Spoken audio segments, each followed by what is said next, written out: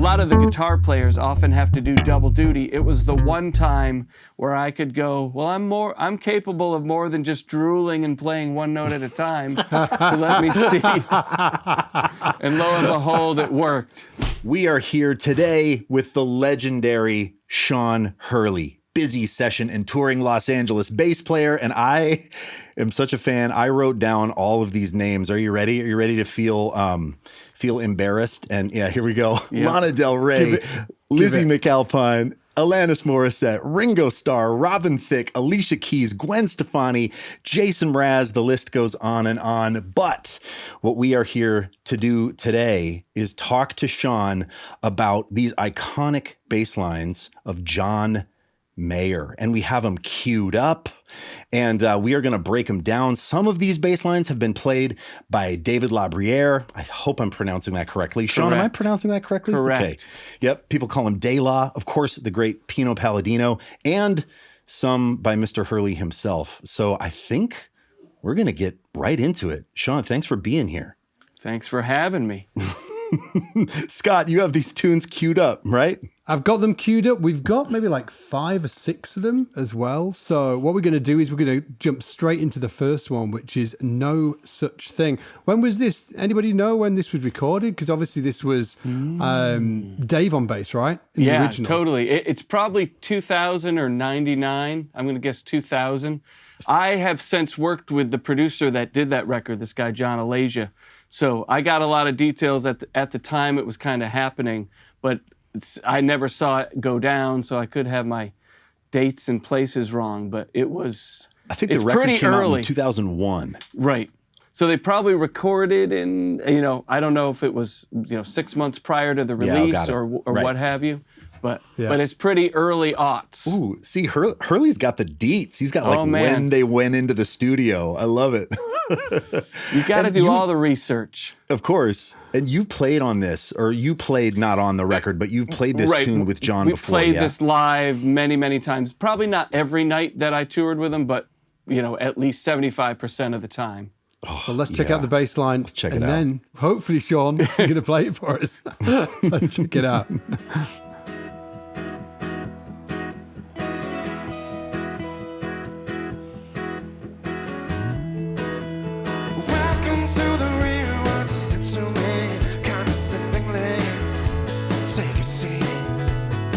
Your life and plot it out in black and white. Well, I never lived the dream of the prime kings and the drama queens. I'd like to think the best of me still had it nicely. Okay, Scott, hang on. I mean, this bass line is so active. Right? So active, beautifully active. Super busy, yeah. Yes. But almost this sort of like, there's melodic ideas happening. There's all kinds of stuff happening on this. There's sort of, pentatonic, maybe Motown-y figures going on. Yeah, and I get it somewhere between McCartney and Motown is where I'm hearing it. Because it's all allowed because it's an acoustic guitar song. So there's that wide open lane. If you have power chords going, this stuff doesn't fly. But this is special because the sonics are like, we got this hole in the melodic range of the bass, kind of from the E here, even low E, but up to this E on the 14th fret of the D string. So sweet, so lyrical. Yeah. And it keeps everything going because the chords that John's playing are a little, they're kind of simple, but they've got a lot of little nooks and crannies, a lot of diatonic stuff going, some open, it's an E, so there's a lot of open string stuff, potential and chiminess. So then the bass kind of weaving throughout. I always thought it was kind of perfectly composed. And that's why when I heard it, I wanted to mark it like, hey, what's the note for note from the record? Because again, because I meet producers and artists, a lot of this stuff doesn't happen by chance. So if you record it, you do have the option to re-record something if you don't like it. So anytime I heard a line or even the intro, it's like, strap in your seatbelt. We're going on a bass ride. Right. Yes. And so when you would perform this, were you down to the letter? I mean, were you transcribing this and playing it exactly the way he played it? I tried to. What I made a purposeful note to not write charts to learn John songs, because while I do that for every other gig I do it on every session. I didn't want to be chained to him, because there's a moment that happens where you're going, I'm a chart man or I'm a memory man. Right. And the minute I write a chart, I'm a chart man, and it takes a lot longer to get off it. But with John, I knew I had time. You know, he had asked me to tour months in advance. So I said, great, I'm going to get prepped and ready. A lot of this stuff was being played in our house anyways. My wife liked the music. I liked the music. So it wasn't that hard to kind of connect the dots of like, what was that chord I kept hearing, but I didn't grab my bass? All right, yeah, that F sharp thing. And then I made a point of, hey, learn it note for note. Make sure I'm capable of 95% accuracy, and then check out the live video, see where the variations can occur. It wasn't, you know, the entrance was not negotiable. That had to be. De La's playing it like that in that clip. And then some of the other stuff, you know, some of the little moving and grooving on the E stuff, that would be.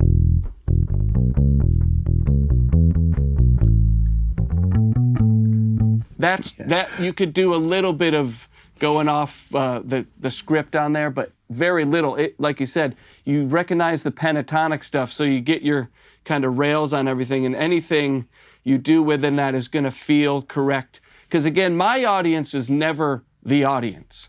My audience is the artist and the other bandmates. Ah, you're not playing necessarily for the room. I'm trying to give them the best show they could have by giving the band the best bass player they could have. Ooh, and the best representation. Like, some songs are easy to know. I guarantee you the next take they changed this or whatever take. If you heard the unreleased takes, they'd all be different. This one to me seemed like they came up with some 90% of the lines, and then it was like, hey, did we get it on this take? No, let's try it again. Okay, let's try it again. I guarantee whenever De La came up with the intro or how he entered. Oh, yes. That one, whenever he did it, it's like, great, what'd you do? Do that every time. That's the one. That's the way I hear it. I did not confirm that with anybody, but when I hear a line like that on a record, I'm like, you don't sneak that by anybody. Yeah, you know? it's a force. It's announcing your presence. And everyone, right, the artist and the producer have to go, love it. Yeah. And then it maybe, you know, it's like, hey man, when on the C sharp, I hear that and go, he's not doing any thirds. It's all, you know, flat 7, 5, 4, back to 1. So I would never do anything. I wouldn't do any E's in there. I would go, every time a C sharp came up, it was always kind of sus. Yes. And then you got to do that move, F sharp, C sharp, F sharp. Slide. On that chord, right. And that's the classic guitar voicing with the, it's got the third and the fourth in it. And then the harmony changes, you know, black and white. It's got the little E minor moment. It's just, it's all right there. You're a fool not to take the easy money. It's all been laid out for you. Right. Yeah, of course. The path to success has been laid out. Yeah. Exactly. So I would I wouldn't mess with it. Yeah. Could you just play, I know you've played lots of little segments there and that was amazing. Could you just play sort of like a chunk so people can hear that bass line without the vocals? Right. If Ian were playing guitar, he'd be starting. And then you got the little Robbie McIntosh slide, bling, birdie, then the vocal comes in.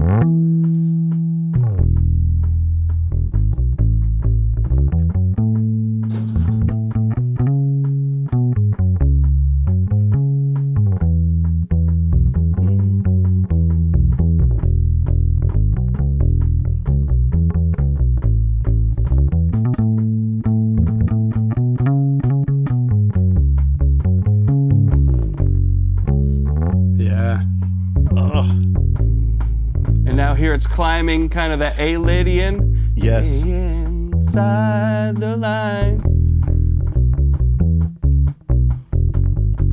Woohoo.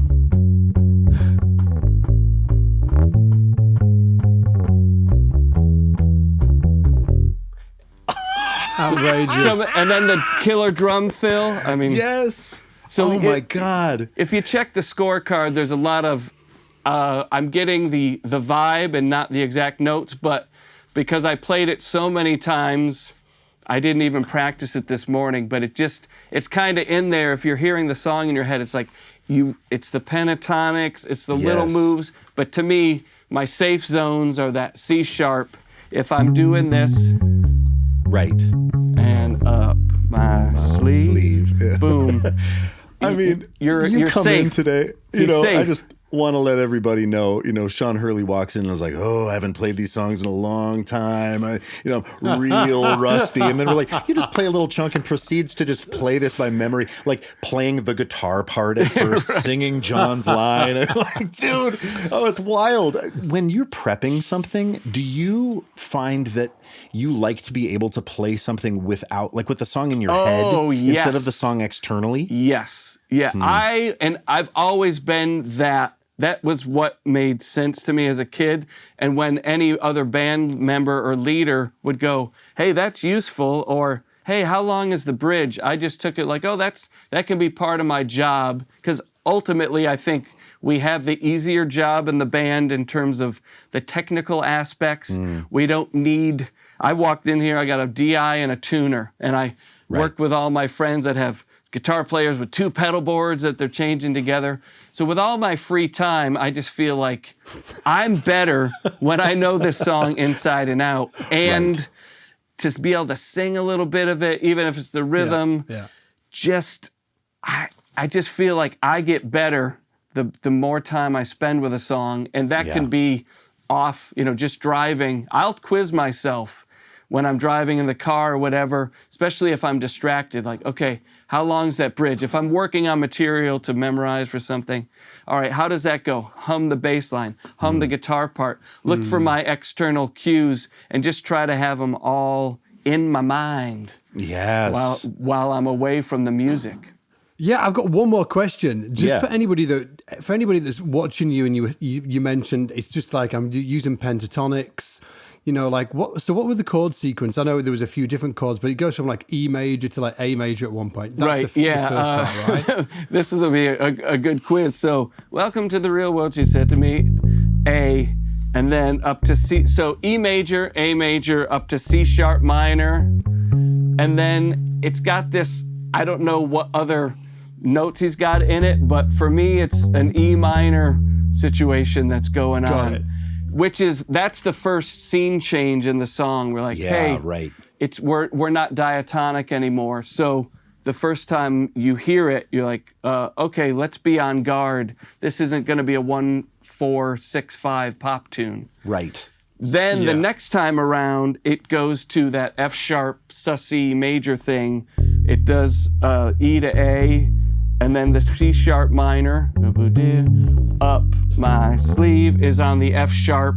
It's a classic 90s guitar chord where you play a bar chord on the F sharp, but you let the B and the E ring up top. Yeah. Which everybody I played with in the 90s had a song that featured that chord in there. Absolutely, man. Absolutely. Yellow has it. Oh, yeah, cool. From Coldplay. Yeah. So for those chords, for anybody listening, that's like the line. It's a really, it's like the kind of sound I would have heard before I was really playing bass and really knew what I was doing, where I hear somebody playing it.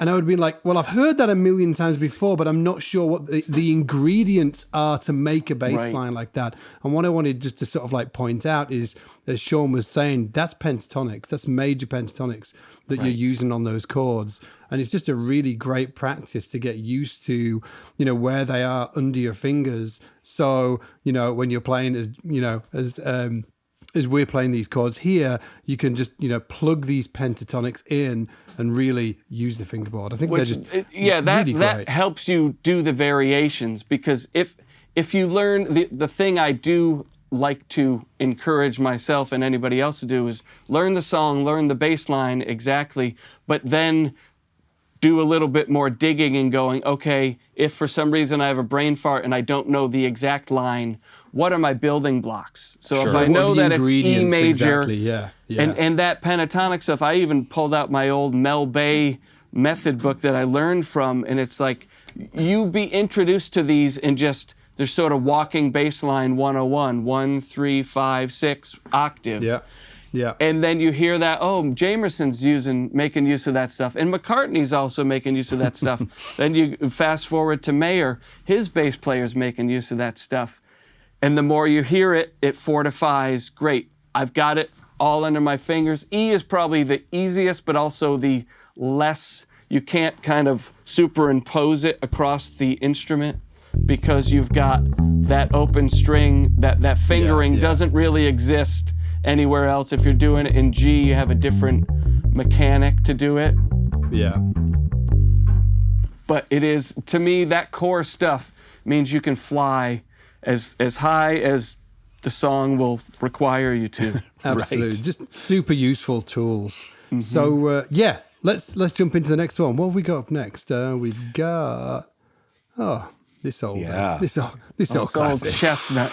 Here we go.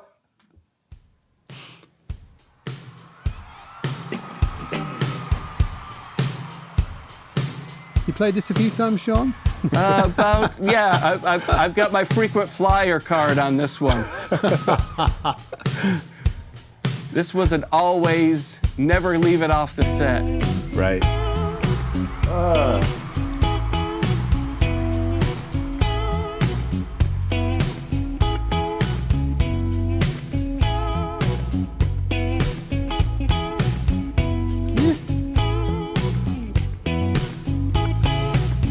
Some of us, we're hardly ever here.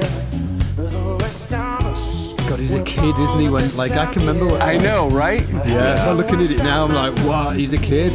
Wow. How old was he when he recorded this? This is almost 20 years ago. This is like 2006.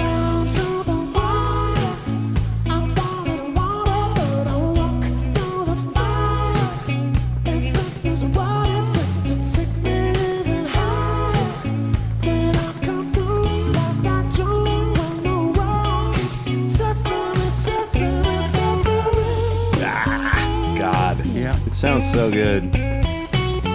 Gotta point something out too. Scott, go back to the beginning of this. There's something that happens right at the beginning between John and Pino that I noticed when we were preparing for this that I just love. Like, Pino feels the entrance coming and he is not he realizes that his bass is muted. And he runs. He makes like a beeline for his I've tuner. never seen that. Wow. Oh, check this out. And John calls him off. John's like, no. Like, it's so great. He's like, no, don't rush. Like, it's fine. Let's let it go around again. Watch this. Pino makes a break for it. John's like, no. It's all good. And Pino's like, love it. And Pino's like, thank you. You know? That has happened to all of us, though, right? Yes. But none of us have had Steve Jordan playing the Vultures groove to simmer and go, you know what? Actually, you could relax for a whole minute and let this percolate. It would be just fine. Wow. I mean, obviously that's... What eyes on Ian? Yeah, yeah. I mean, I've just watched that clip a lot. I was like, what's happening here? I love it. Yeah, that's the trio, of course, right? It's John Mayer, it's Pino Palladino, it's the great Steve Jordan, and, Pino with that sound, P-bass. And I wanted to ask you, because you have become a very big proponent of the P-bass. I mean, you were one of the guys when I was checking stuff out and wondering about my career, and I was checking you out, and you were saying things like the P-bass is like, a real instrument. Yeah. You were so in. And I wonder if that had anything to do with John Mayer, with Pino, with doing sessions. Like, first of all, where did the P-bass thing come from for you? For me, it happened that when I was very young, I was told just, through the grapevine by the older musicians, Fender, vintage Fender. And this is in the 80s, so it wasn't quite as ever present as it is now, but it was still always revered as, hey, those 60s Fenders, nobody made them better. And I happened to buy a P bass, a 63, in like 1988 for $500. So as I was learning to play and was getting better and better instruments, I had one as a freshman in high school. I had a 63 P bass. Unfortunately, it had an EMG put in, which is why it was so cheap. But I used it all the time. I got used to what the P bass, feel was, the neck width and everything. I was trying to learn Jocko stuff. I was trying to play all this jazz bass stuff, and I just didn't. Yeah. I didn't have the jazz bass. Yeah. So, but I really, it made sense to me. It was like, okay, this is my instrument. Then, of course, I drifted off the path. I was living in a smaller region, Western Massachusetts.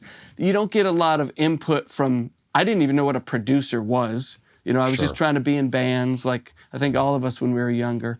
Yeah. And then as I was getting instruments that were kind of easier to play, or maybe, active things, I had a Charvel, I had an Ibanez. Yeah.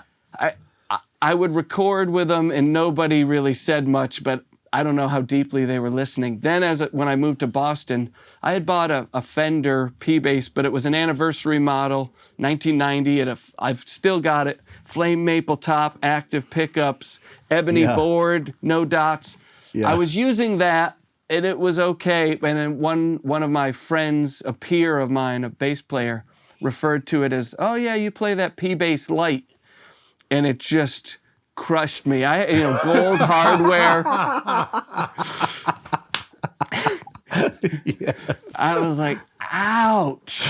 So I put it on my list to make sure I got a real Fender P bass. And at that point, I was starting to buy the knockoff, still Fender, but like the foreign-made jazz basses. There was the one made in Japan for like $400 that I bought in the 90s. All that to say, I moved to LA and I started recording with an active bass. It wasn't even a Fender. And it just was not getting the results that I was expecting, because I was in the room because everyone liked the way I played. And then you plug in and it's just you recording. They've got tracks. A lot of stuff was programmed drums. And my moment didn't, I didn't get a trophy at the end. It was like, yeah, that's cool. And there were little buzzing like, oh, we'll compress it later. Do like stuff to how to fix the tone to make it sit into the track better. Yeah. And I was like, man. And then my guitar player who had helped me navigate LA handed me a passive P bass. It was a 5-string. It was an earlier, like late 90s one.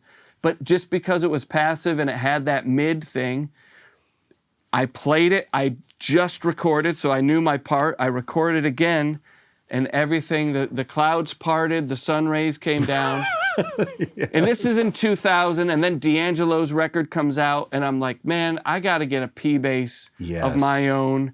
I've got to have one with rounds, one with flats. I got to do this right. Oh, I'm noticing this Pino Palladino, who we all knew as a Ernie Ball Music Man fretless player. Fretless, like, yes, right, of course. He's switching over to the P bass, and listen to that Jamerson sound, and this is so cool. So I was right on the beginning of it for the LA scene that I was a part of, that guys were not quite transitioning to it. Pino already had, but he wasn't in LA, so we weren't seeing it happen.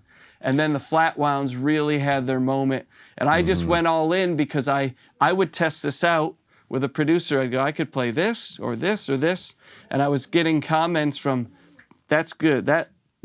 Just play that, whatever. Right. And this was even a 62 reissue from Fender, which they're great. I still have it to this day. I played it on Lizzie McAlpine's record, but it was doing everything I needed to do without me having to just do anything but plug in and turn all the way up, even tone all the way up. I learned from a producer. He's like, where's your tone at? I was like, oh, it's at 60%. He's like, turn it all the way up.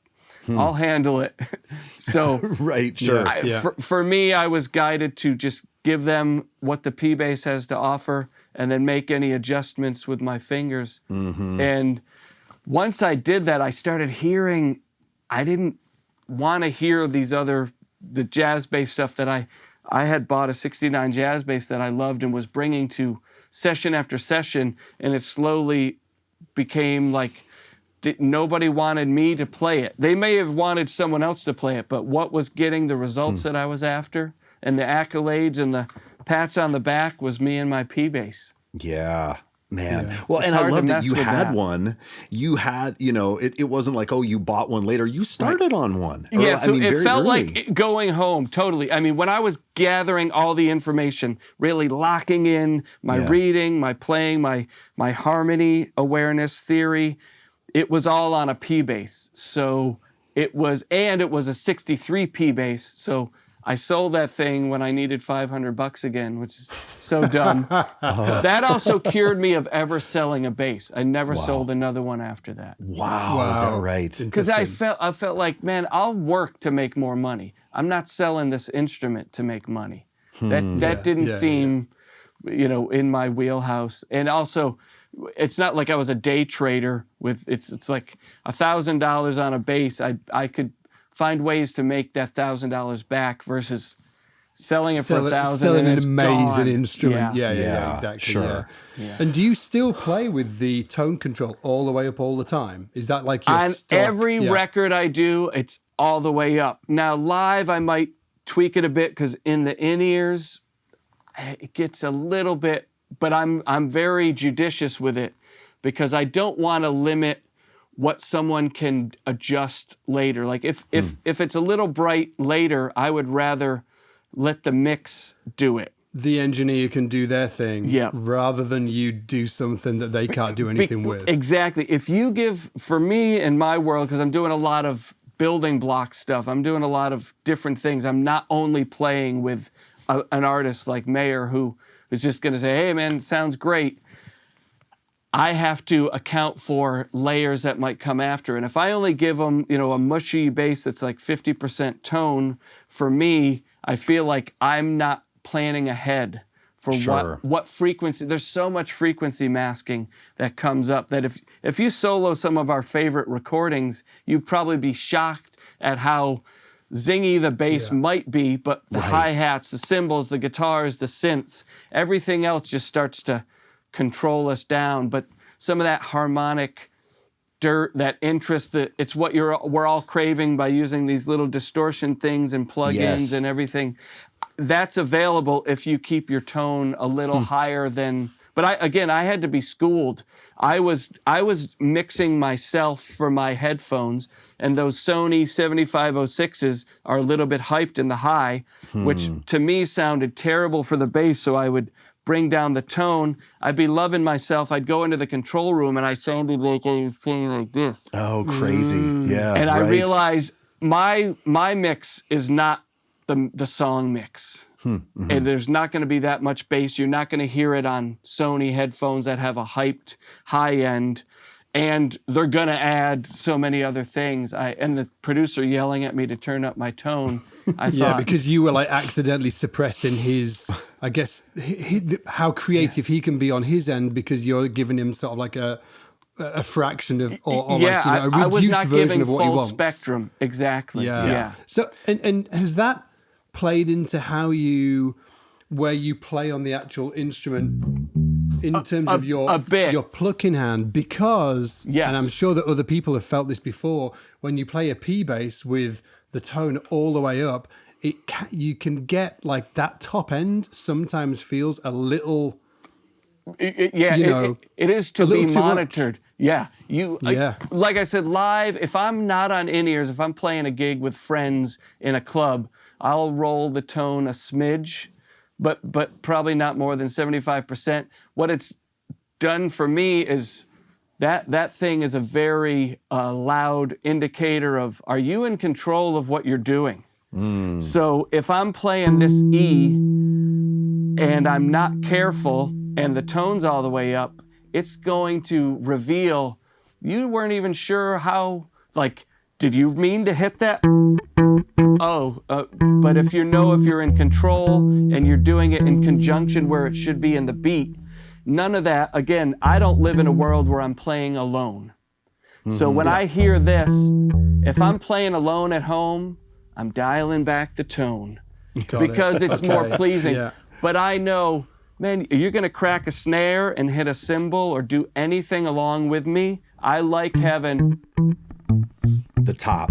That Yep. top end on it, yeah. And then Yeah. I have full manipulation with my fingers. Like I can control a little less high end. I can give it more.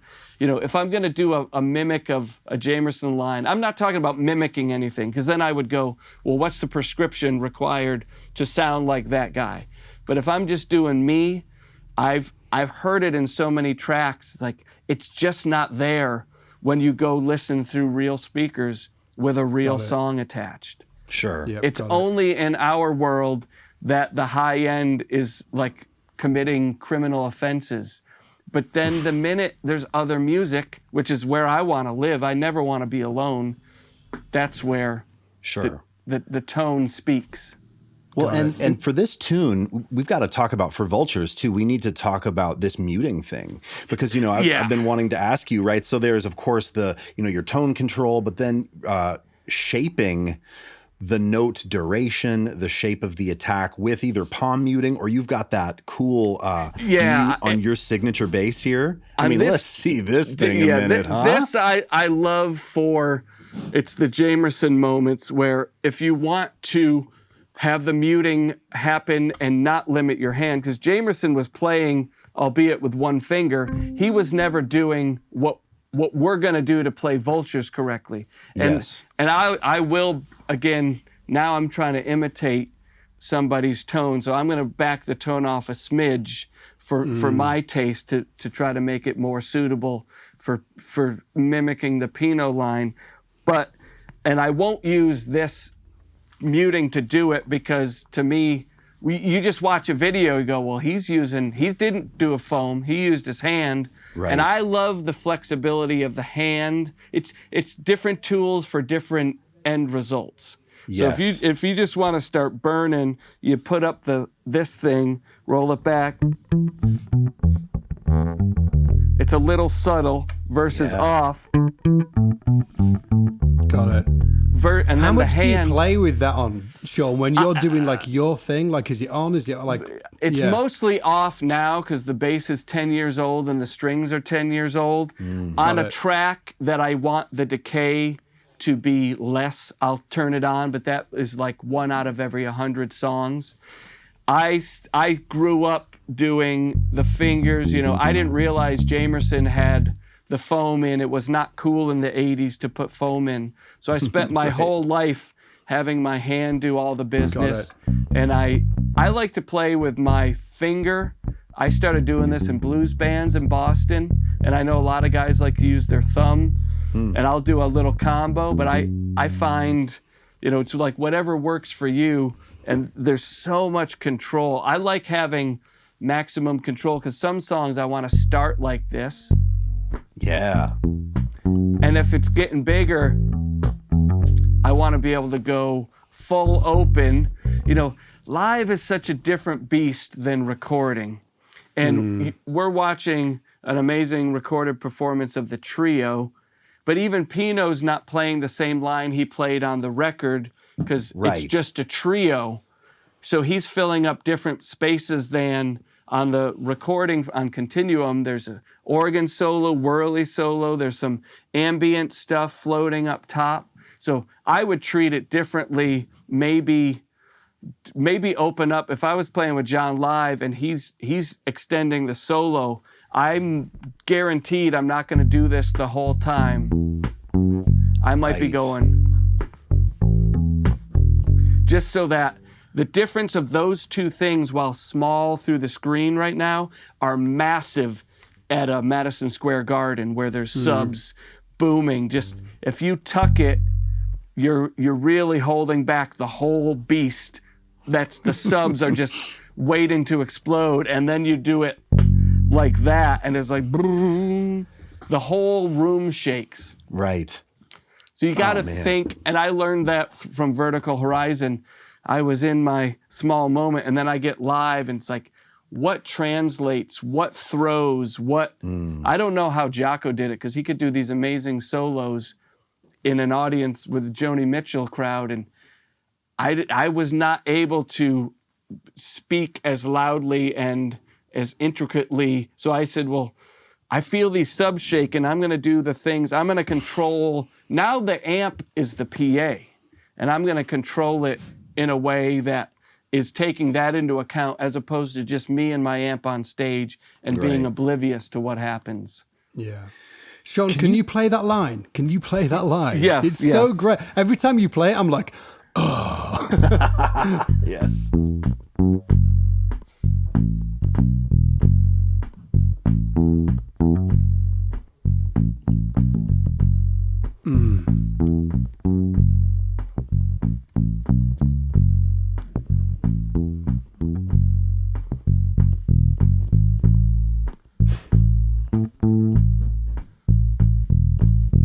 I mean, it's so simple but John's doing this ostinato kind of thing, and you got a beat with the perfect snare drum ever tuned and recorded. Right.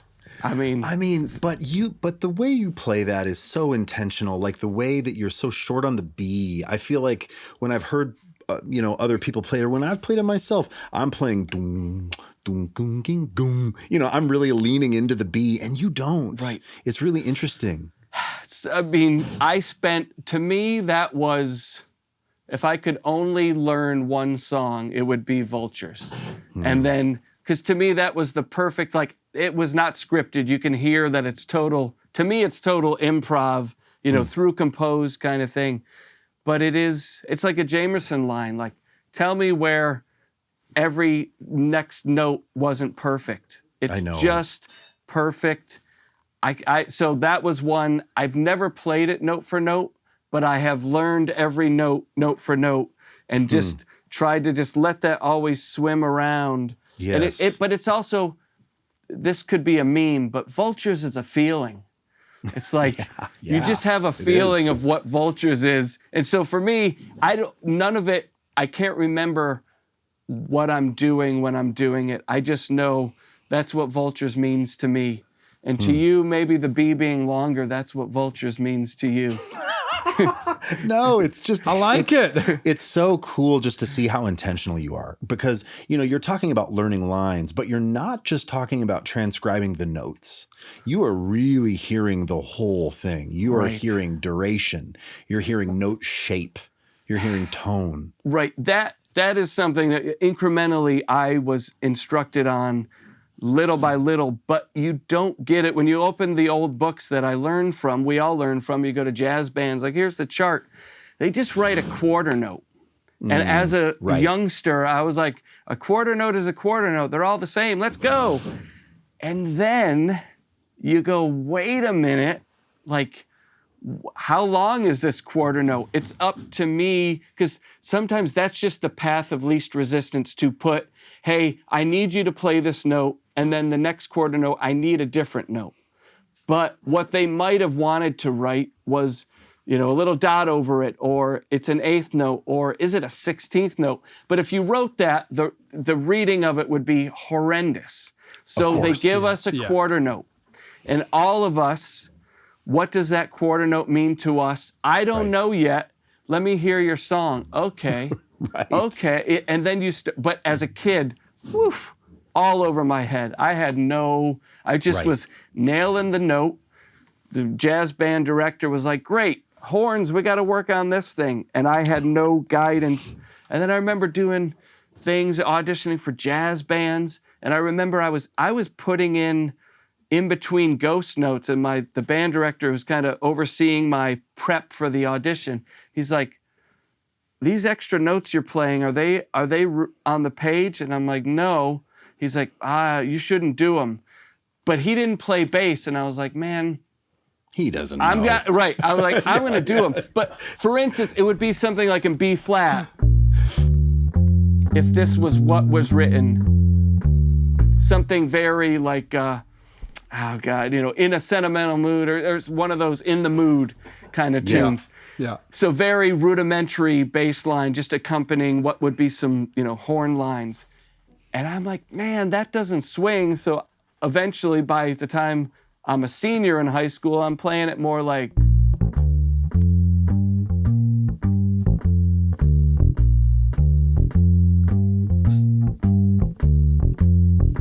all those little in-betweens. And that's what he was pointing out, like, oh, that's not written.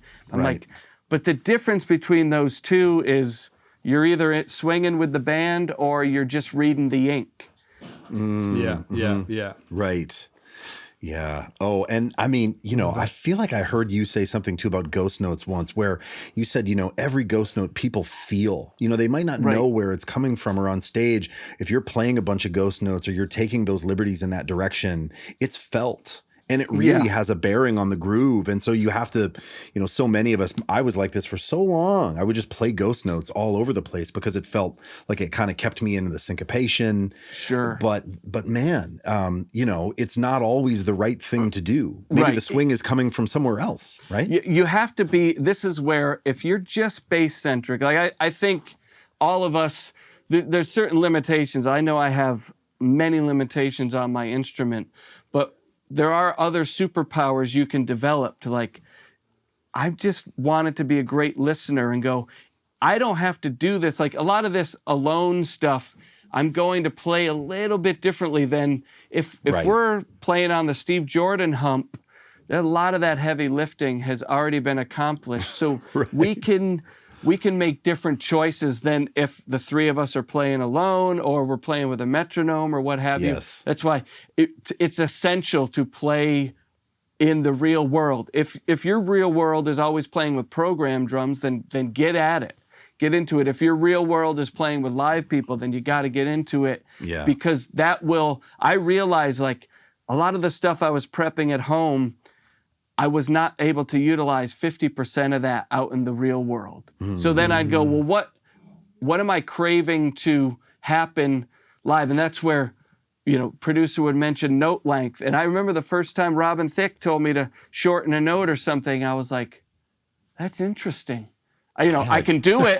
I can, absolutely, I'll make it happen. But like, why is I've he making never that a thought note? about I'd never, because I just, I play and I do my thing and that's cool. Nope. It's easy. If you're open to the conversation, it's easy. It wasn't, he's like, hey, make that note a little shorter. Oh, gotcha, boss.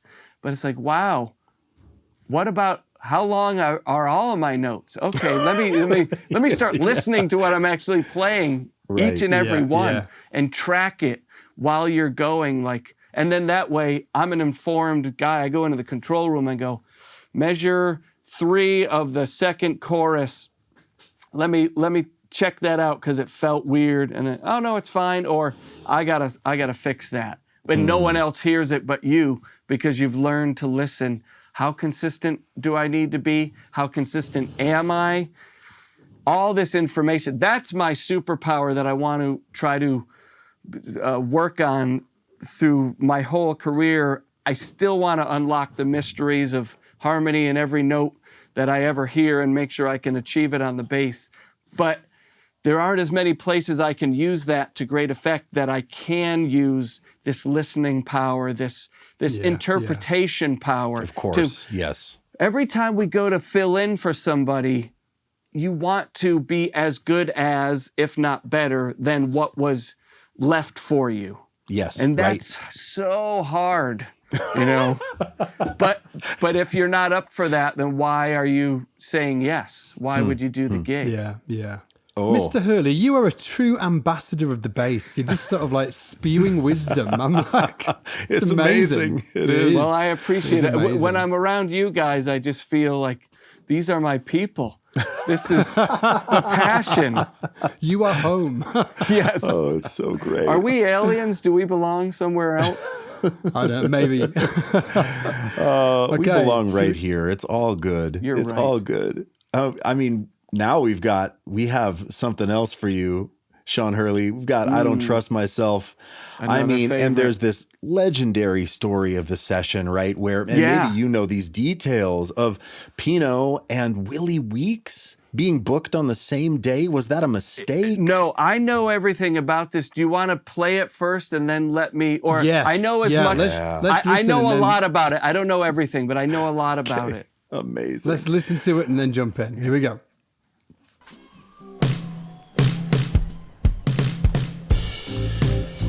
So the Live in LA, we've got De La on this. Right. So De La's doing the role of Pino. No, sorry, he's doing the role of Willie Weeks. That's right. Pino's doing the role of Pino, of course. That's right. De La just holding down the chord changes in the eighth notes. Yeah. And then Pino with the But offbeats. also, here, I have more intel for you, so I'll let it all rip. But man, what's wrong with this? No, I'm not the Nothing. man I used to be lately. See, you met me at an interesting time. And if my past is any sign of your future, you should be warned before I let you inside. Hold on to whatever you find. I mean, this is just a bass song, right? It is. Yeah. Hold on to whatever will You can entertain an audience just drums and bass. I mean, So good. we've got to hear the story. We've got to hear the story about the session. And then, Sean, I feel like you had the dubious pleasure to like put those two things together. Yeah, and I've this- seen you do it, and it's Yeah. crazy. So I can't wait to hear you talk So about it, man. This has multiple layers, and the chronology of it, I think, matters a little bit. But in the beginning, like I told you, I was working with the guy, John Alasia, who had produced John's first record, and he was often having us work on other records at the Village, which is in Santa Monica, in the LA area. And John was also doing a lot of Continuum there. So I had met John at this point, so I wouldn't really see him walking the halls, but I, maybe would have occasion to bump into somebody working on the record, or he might be passing by. I was getting to know his band members. But what had happened was, I think for Continuum, Steve had brought in Willie Weeks, because they had done John Scofield, Ray Charles music record. Do you remember that one? And Mayer did I Don't Need No Doctor. Yeah. And that's Oh, Willie okay. Weeks on that.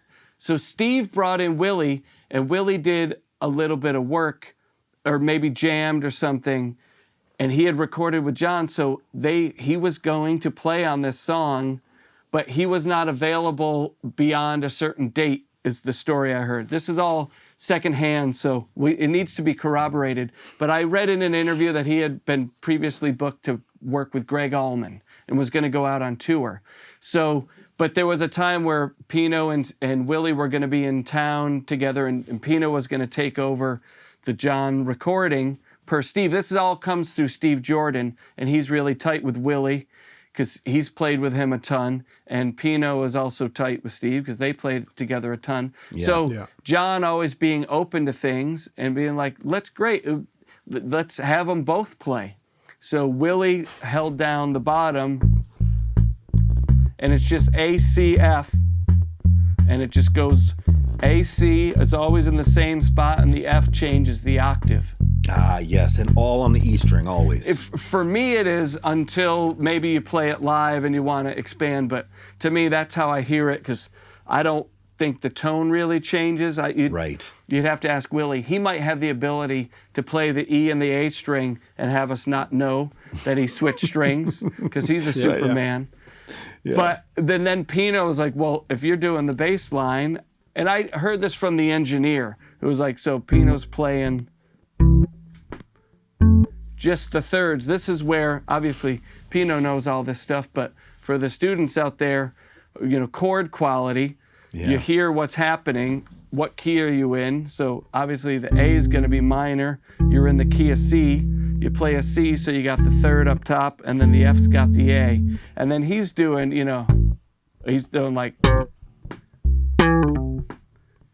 stuff like that with little, it's got little business. Yeah, there's some business. Yeah, to it. right? Yeah. It's like the Sly Stone stuff, where like, yeah. that's, to me, that's where his heart was.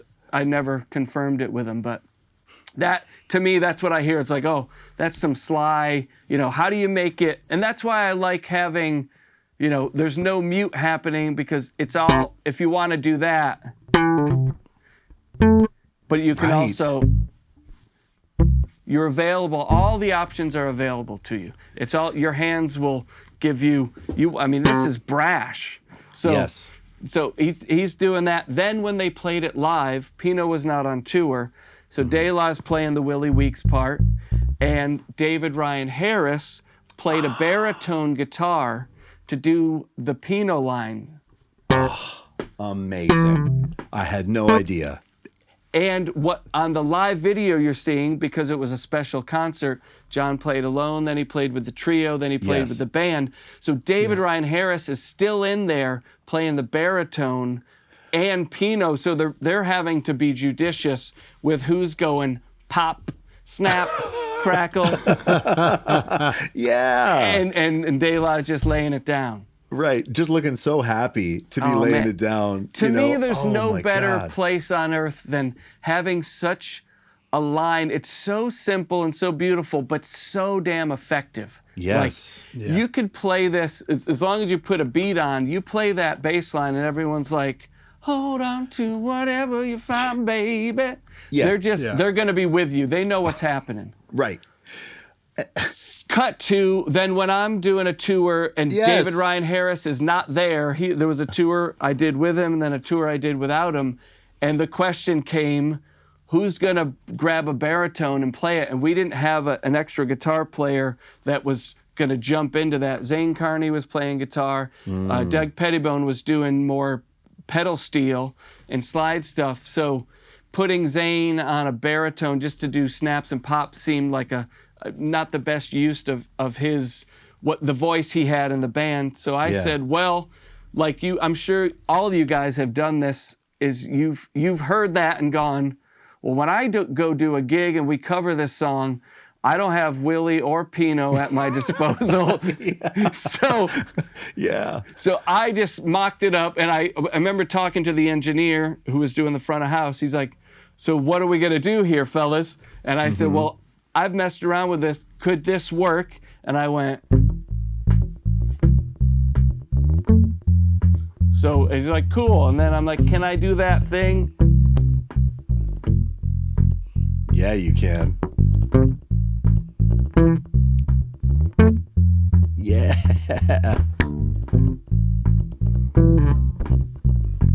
I'll have to work on it a little more, but to get this little one while you're still strumming. So I would try to just cheat it with a little ED and then let the C just be happening. The low. Oh. And then you sum a little. Yeah, get the snaps in. Oh.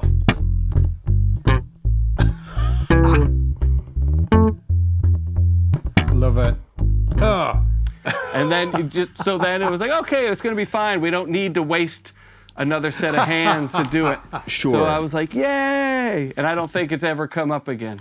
Oh my God! Do you? Well, it made a big impression on me. I have to say. Did anybody in the band? Was anybody like?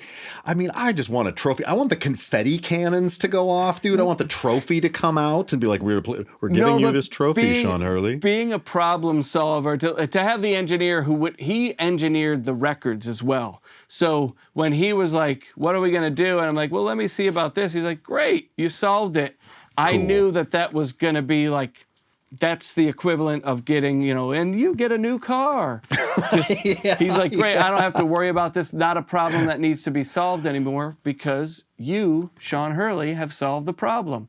Damn it never right. even got past, there was no committee involved. But it's nice to know that whatever, like, what do you need from me to make this song the best it could be? Because live, you're usually slicing and dicing, like, you don't want to play with tons of tracks in order to just make it sound fully. So a lot of the guitar players often have to do double duty. It was the one time where I could go, well, I'm capable of more than just drooling and playing one note at a time. So let me see.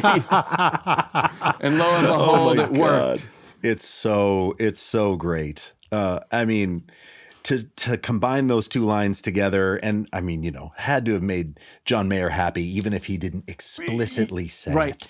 It's like with any artist, when they're used to something and you have to change it for whatever reason, and they don't have to look around and go, oh, it sounds like this now. Right. is great. That's You win it. as a bass player, you take that. That's a win. Something changed, but nothing changed. Yes, Yeah, yes, yeah. yes. Yeah. And then who needs Pino? Or perhaps who needs me, or who needs Willie? It is, but I took someone's job away. Oh, yeah. Oh, it's great. We're going to move on to Queen of California that came out on Born and Raised. And I believe that record came out 2012. Is that right? Yes. Yeah, you're right. Man, that's vintage now. I know. And this is, now we're getting to some classic Sean Hurley on the record bass lines. This is, You yeah, played on I'm this. working, I'm logging my hours. Then John says, hey, I got a record for you. Going to New York and we're going to make some music together. Which Incredible.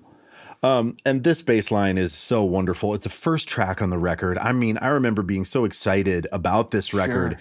I'm from Montana, and so, you know, the country phase for me was really welcomed. I thought this was a super cool move, and I love that you were on bass, and this new rhythm section. Oh my God, Aaron Sterling on the drums, and just such a big fan. So I devoured this music, and I love this bass line so much. So it's so fun to get to talk to you about it.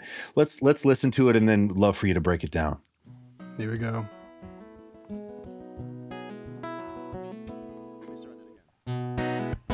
I love him restarting there. Yeah. It's And we're great. live on Google Hangout, announcing a tour.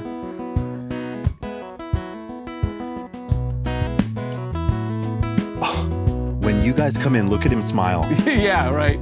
He's so happy that you're with him now. Yeah, he's probably played this alone too many times. Goodbye rain, goodbye sorrow, goodbye shame.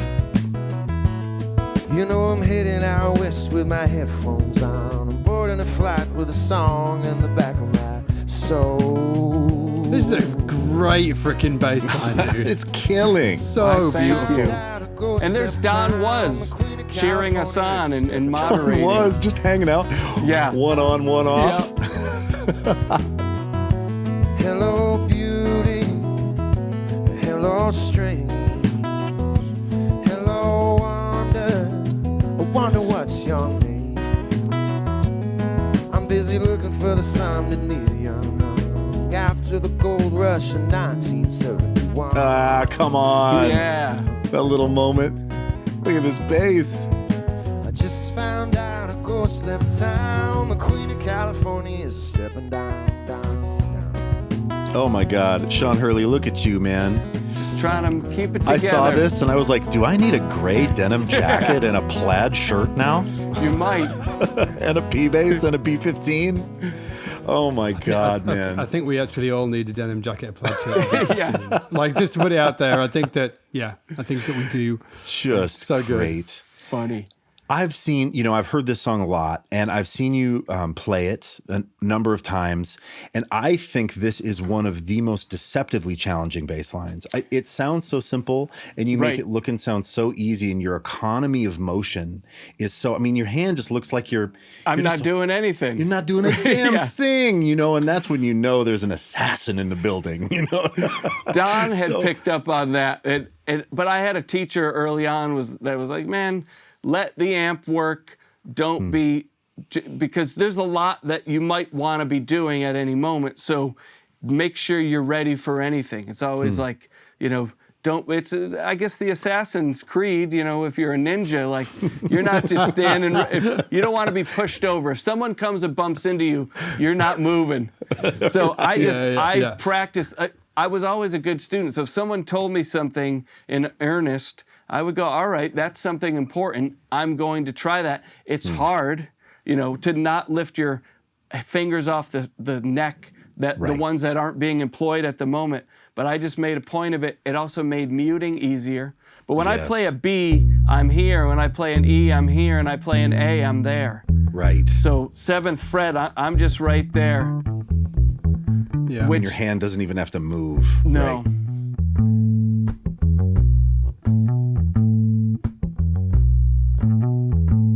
those sneaky ghost notes too, man. And that's what it's like. We talked about this ghost note business. It pairs with the drums. It keeps everything churning, but it doesn't attract the wrong kind of attention to me, because everything in that guitar thing is percolating. The drums, he just starts doing essentially a march kind of thing, and then it's up to me, how do I keep it churning? So I didn't, this is where it helps make the note length be very effective, because I'm going to stop, but I'm going to keep us moving by doing the ghost notes. And I was always looking for a Taxman, come together, inner city blues kind of bass line. If I can do ostinato stuff that's got that, if the flat seven's available, you know how good that stuff feels. And again, this is to take a page out of No Such Thing. I'm like, no thirds. I didn't want, because he's doing a B thing, but it's kind of walking down with the A and then the E over G sharp. It's a kind of a classic songwriter folky kind of thing, and nowhere while the see her, the melody has the D sharp in it, but if I did we'd be like, nope, next, what else you got? So then you hammer home this other stuff, and any of my pivots are all, this is where the dumb side of me comes right into play, or the Duff McKagan, like no thirds, so just fourths and fifths, E to F sharp. Yes.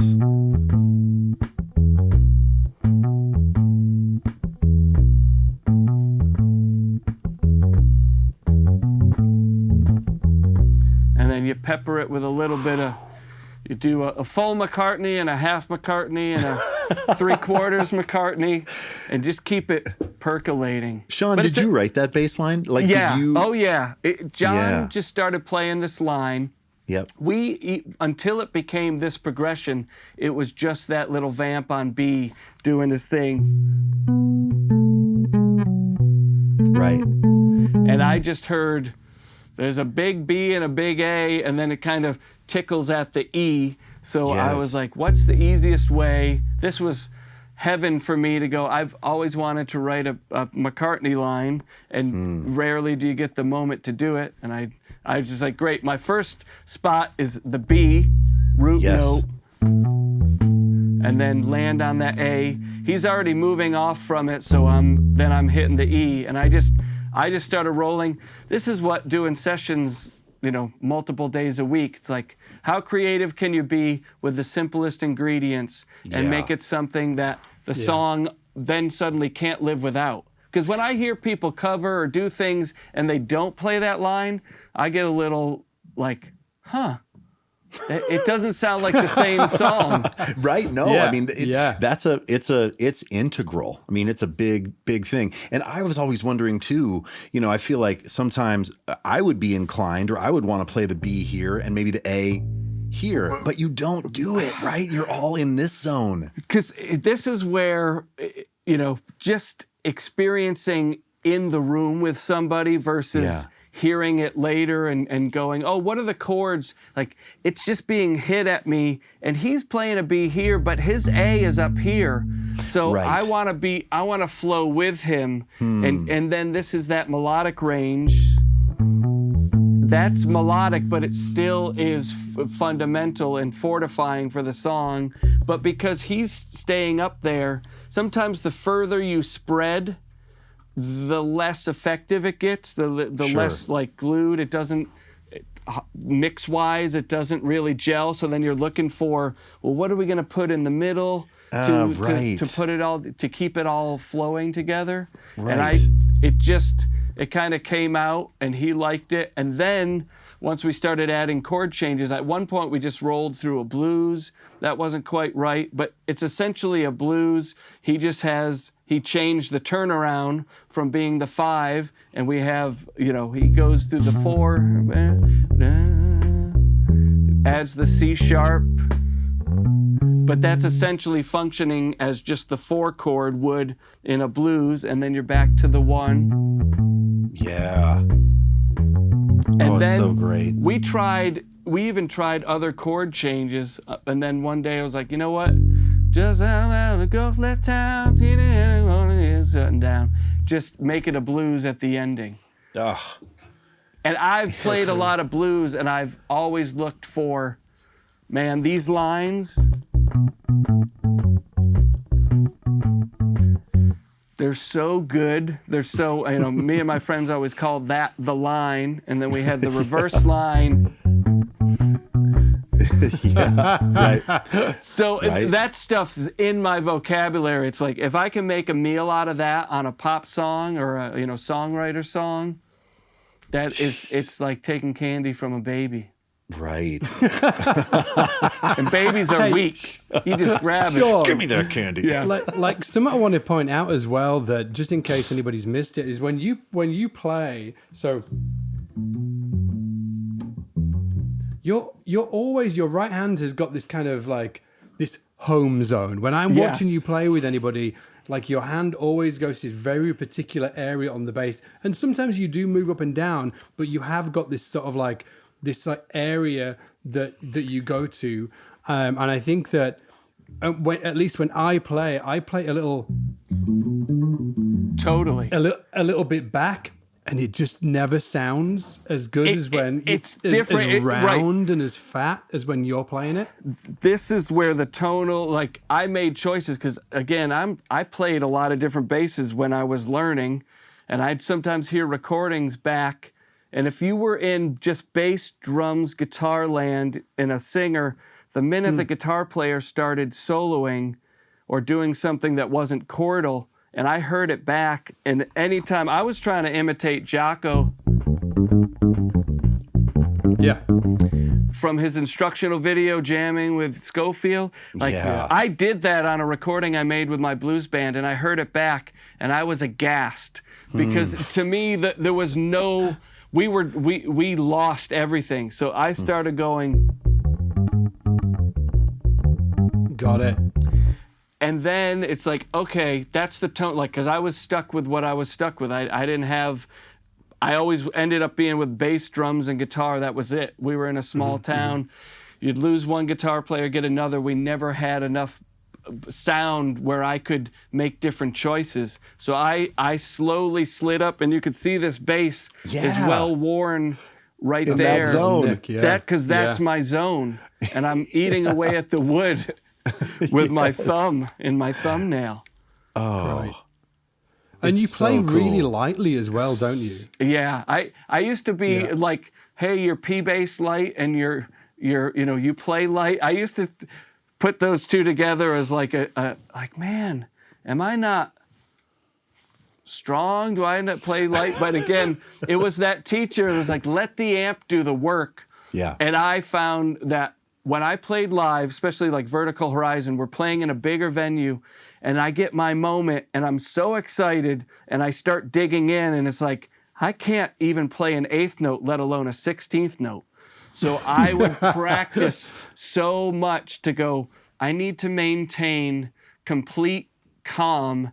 The same when I'm in my practice room has to be the same live. Otherwise, I cannot play. I can't do that if I'm going. Yeah. And so I'm like, well, I can't play hard. Then I have to play light. That I just have to do it. And then I also noticed when I do this just the right amount, the wave is bigger, the sound is bigger. If I do this, Yeah. You lose all the bottom. not a lot of sub there. So I found Yeah. I'm always searching for the sweet spot of it. Some basses are different depending on the tension. If you could, you can hit a little harder if the string tension is a little harder. But I've always found playing lighter, turn up the amp a little more, and it's just you have.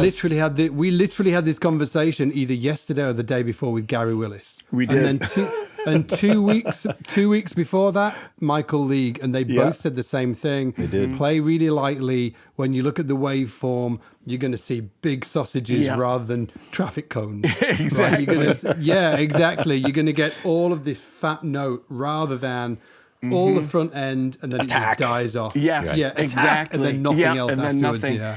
And again, a lot of my work ended up being, the start of it kind of was when the computer age started, so I could see the effectiveness of, if I got to hit a note and it's got to hold, because I'm playing with a singer, so it's got to hold for 2 beats, 4 beats. If you hit it hard and it dies off quickly, it's perceived as you muted yourself before the next chord. Right. Yeah. And that, as I'm learning and like maybe hit one note too loud, and to see that and to hear it was like, that's disgusting. I can't do that. That's so great. Oh, man. So ballad practice. And again, see, it's like we take all these little bits of like, who encouraged us, who told us we were on the right path, who corrected us when we were veering. The first time I recorded with Vertical Horizon was the first time I recorded with a producer, a record label, a real budget. We were at a place called Bearsville. Jeff Buckley did his record there. The band did a ton of stuff there. This is Woodstock, Bearsville, New York, near Woodstock. And I was playing a song where the artist wanted me, the singer Matt wanted me to play with a pick, and he wanted just downbeats, and I was playing.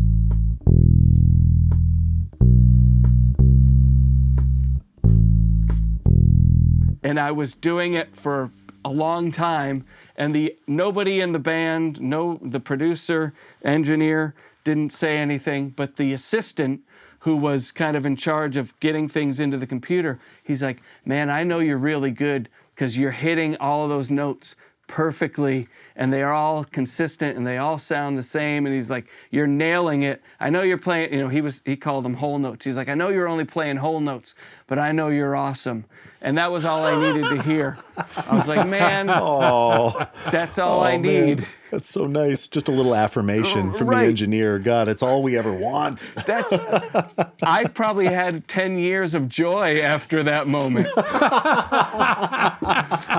But to have that level of critical awareness, I was hardly aware of it. But to go, okay, that's it, because I'm having the new experience. Oh, this is a big studio, big budget, and to have somebody go, your preparation is appreciated here. It's like making a free throw in basketball. Like, hey man, I know it's easy, but when it's crunch time and we're down by 1 point and you've got 2 free throws, if you make both of them and we win.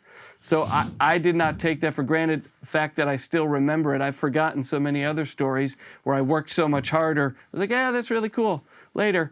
But this was like, wow, okay. When you do that, the tone, the intensity, the consistency, it all comes into play. And it will ultimately, I think, lead you to the next job.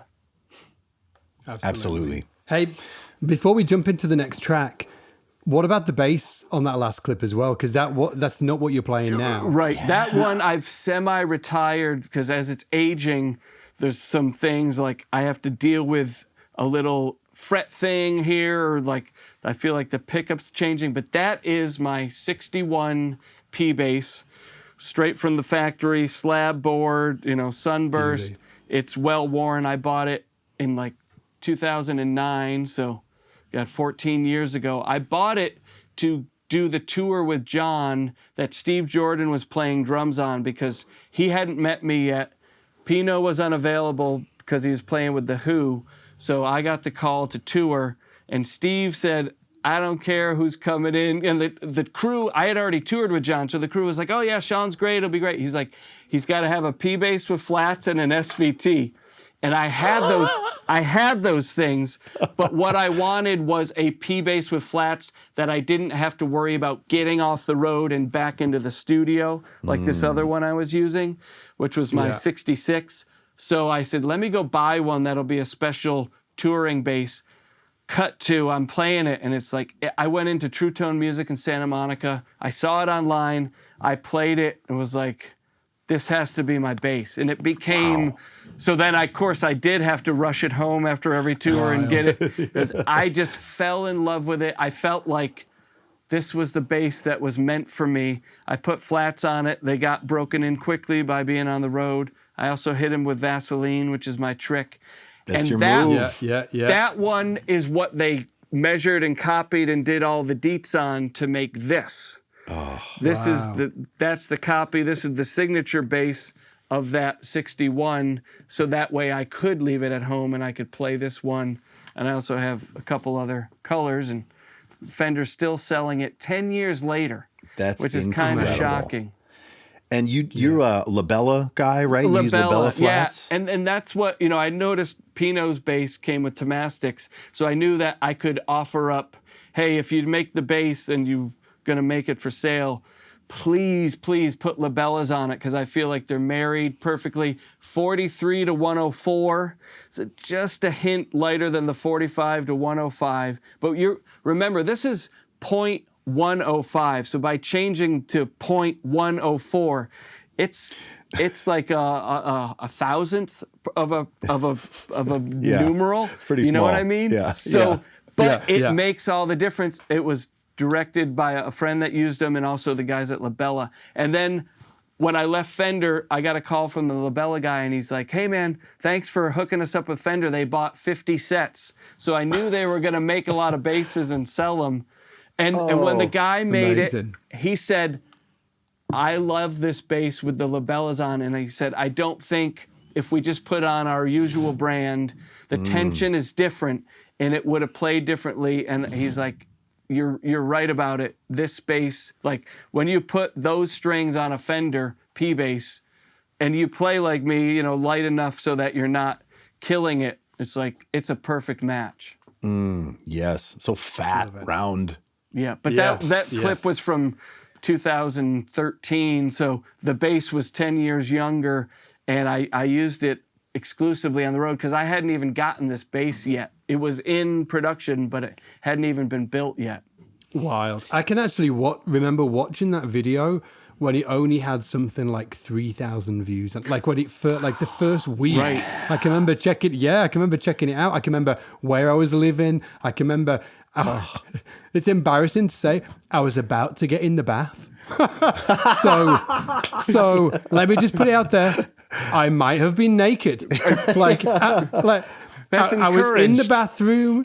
Bath was going. I was running the bath. I was watching the video. Just to let you know. Oh, thanks for letting us know, Scott. That's great. I'm feeling steamy now. Okay, should we jump into the next one before I talk about being naked anymore? Yeah, we've got Last Train Home up now from Sob Rock. This is 2021, and I was like, Sean, which one should we check out? And he said, they're almost all the same because you did these in studios during COVID, which of course you did. Yep. I wasn't even thinking about that though, right? You did 3 of these performances, right? Yes, yeah, we did one for each of the late night guys, and none of them would let us come in. So we did the soundstage at Henson Studios, and we did do it over 3 days, and I can't remember if we did anything, because we did even a couple other things. We did a hit for the Today Show, which was like a 4th thing, but over 3 days, we just ran each song so that they would each be unique. But in my wheelhouse, I was like, I'm playing it by the record. I'm Sure. doing it, I'm not going to go for anything fancy for the Kimmel show, and so And they're something all different for another one. Yeah, and we were in the zone. We were there for one purpose. Well, I chose this one, the Today Show one, because I like how Aaron's snare sounds in the top better than the other 2. It's got the character of what I wanted to hear from it. I was like, oh, the tune starts out with just this great beat from Aaron Sterling, and then the band comes in. Are you playing your Sig bass on this too? Yeah, I have 3 of them because they made a sunburst, a white, and a gray. And that one I put rounds on because I didn't feel the need to have 3 basses. And when we did the video, Scott, in New York, I had my sunburst one with the flats that I actually keep on the East Coast. So I only have 2 of these here, and that white one is my round wound, go out and do anything that needs rounds. And then I keep the bass I recorded the song originally on, I have here with me. It's my sunburst 66, but it does have rounds. So I definitely wanted to give it the rounds treatment. Oh, cool. And is this then rounds on the record? What bass did you play on the record? Yep, I've got it here. It's a 66 P bass, Sunburst with round wounds. I'll pull it out for our chat about it. Oh, yeah, great. Okay, Beauty. cool. Let's check this tune out. That snare. This, so good, so good. This is the beauty of doing it and then turning it in is we had Chad, John's engineer, mixing it while we're playing. Oh, wow. So just getting that tone, If you wanna Yes. roll me, it sets the scene. then you gotta roll me all night long. And if you wanna use me, then you gotta use me till I'm gone.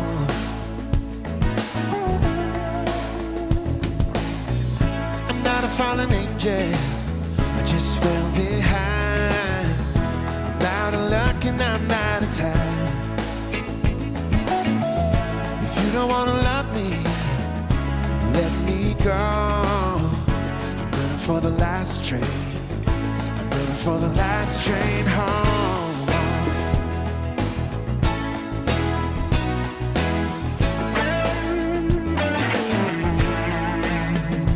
If you wanna know me, Sean, were you... What a great chord sequence. Just Oh, to it's put it so out there. cool. It just seems so pleasing, doesn't it? I just really yeah, does. Lovely chord sequence to play around. Yeah, and It's I so think that's cool. where it started for him because we recorded this together live, at the same studio during the COVID era. So John had us camped out. He was coming up with the concept of his sob rock record, and he wanted to have something different. Like he doesn't have anything in his wheelhouse that's kind of moving the chords, very diatonic, but it's just moving in a way that's like, no, I don't have anything like this. Very synth bass. And that's all we had as the tune when we first started. And then, like John always does, it's like, okay, I'm going to just put in some extra puzzle pieces. And then the minor sequence came in with the C sharp minor. And it just feel like, again, there's nothing wrong. Like nothing, that just makes me feel like, great, I heard a song that's at peace with itself. It's not trying to be something, it's not trying to poke its elbows out. It's like, so, but a lot of it was, he's like, I'm going to be looping this, so y'all got to move and do something. And Aaron's like, well, I'm playing a drum beat, so you're it. And I just had to, yeah. And he even, he complimented me on making it move and groove. He's like, you're the propulsive engine in this one, which is usually not the case with a typical John Mayer song. It's like, Right. and it's full improv. I'm playing what I did on the record as much as I could because I'm like, I gotta be patient to use the right octaves at the right time and then don't go too far too soon. Right. Because I have limited options in terms of the growth. So I got to save something here or there. But so I'm doing a lot of hovering around.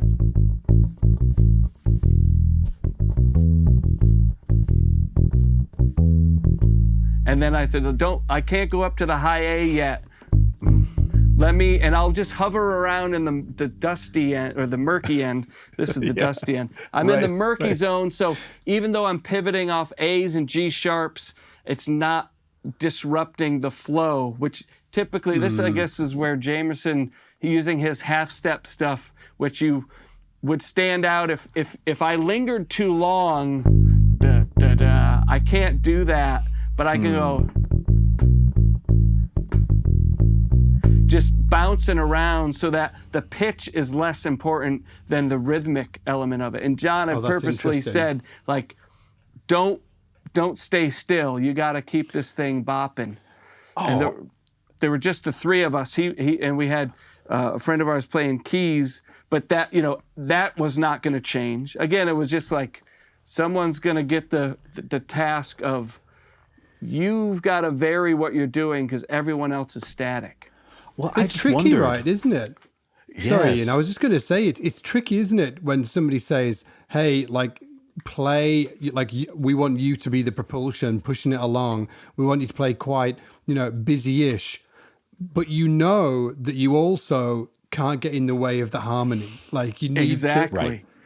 you need to be neutral. You know, Right. The propulsion needs That's to be the there. best word. I was looking for the neutral movement that would not distract, but it would just keep pushing the thing up the hill so that when we hit the, and he even commented on, I should grab the bass that I played it on because the tone, I think this would have been a tough sell on a flat wound bass, which is why I didn't even attempt it.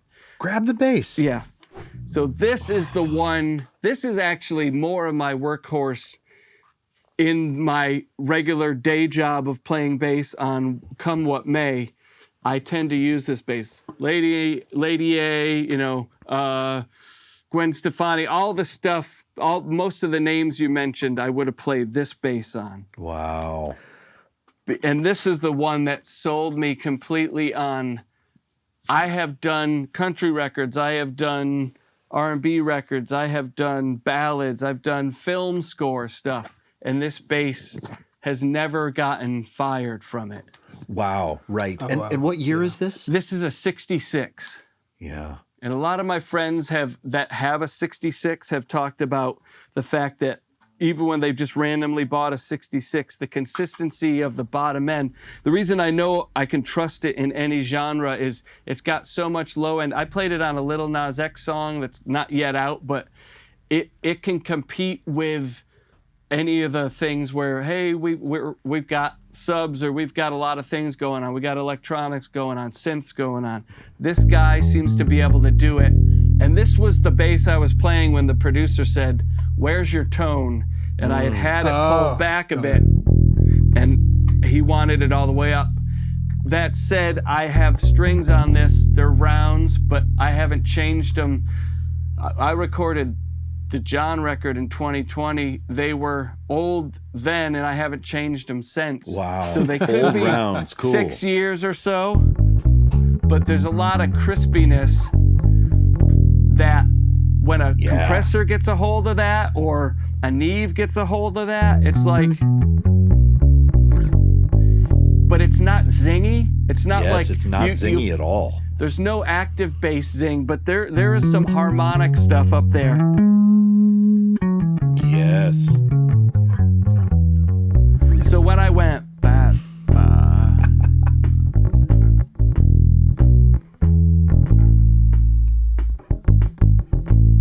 Yeah. and it's stuff like that. Like I Ba-ba-ba-ba. landed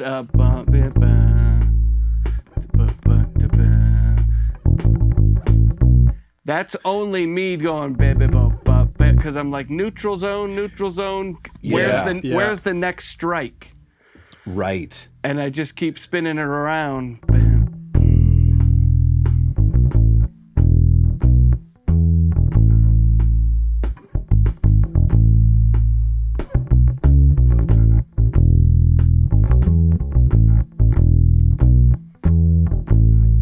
And then just going, all right, because that's gonna pop out. The minute I play that octave A, I better mean it, because it really pokes out in the way that the other neutral zone stuff doesn't really attract the same kind of, what are you doing over there? And then sure. if you save it for, it's not in the intro, it's not in the first half of the verse, but then the second half of the first verse. And then John specifically commented and said, I like what you did. We came out of the, just rolling around.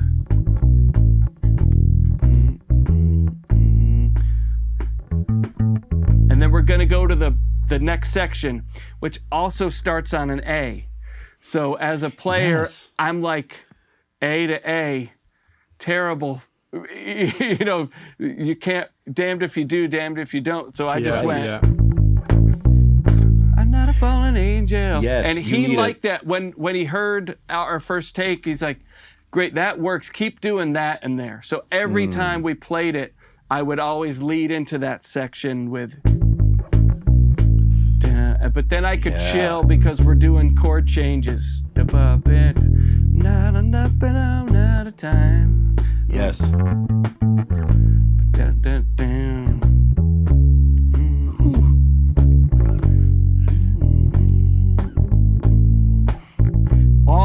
like pressure's off, then Right. ba, ba. Back. And then, you know, that's where we could start doing other things. And then my only other moment where, again, this is the simplest stuff. We train we're swinging 2 bats and then we get out and we're playing T-ball. But I'm looking at like, how do I develop? So the song goes,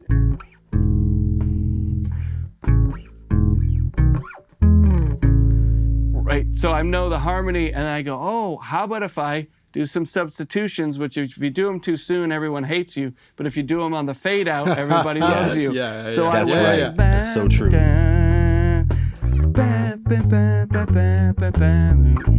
Oh, yes. And John was like, I like that. So I did it again. I do it twice at the end. And then every time we played it live, I would do it because that kind of rounded us home. You knew you were rounding the turn and you're about to enter the driveway.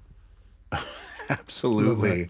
Well, I mean, you know, and you talk about 2 bats and then it's T-ball, but it's not T-ball. And I know you know that. I mean, you're being Sure. modest, but it is not T-ball. It's so intentional. It's more like chess. I mean, you know, it's like, you're probably right. Right. It's simple, but oh man, there's so much strategy involved in patience, right? Because it's so easy just to come out and play all your stuff and all your ideas early. And then you're like, damn. And like you say, if you substitute and you fill early, people are annoyed.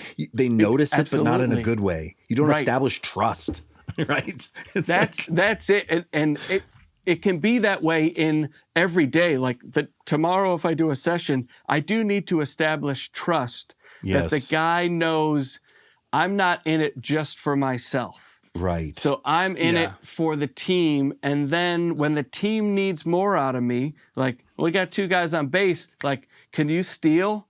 Can you go from second to third? And can you steal? Like, I can do that. So but you don't get on first and then immediately try to steal second. Like, let's pace ourselves. This is the stuff you glean from years of just doing it. And sometimes it's spoken, sometimes it's unspoken.